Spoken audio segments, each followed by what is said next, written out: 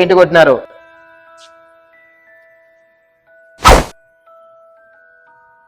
ఏంట్రా నువ్వు?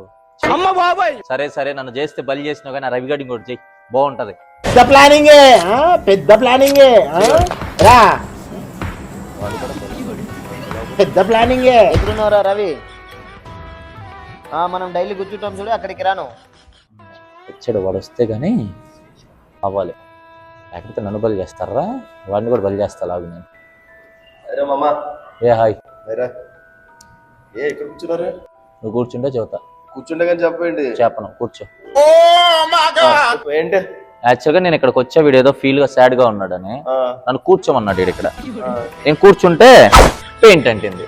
నాకేమనిపించింది అంటే నేను ఒక్కరిని ఎందుకు బలి అవ్వాలా, నువ్వు కూడా బలి అవ్వాలని పిలిచా. నీకు కూడా అంటింది, చెక్ చేసుకో.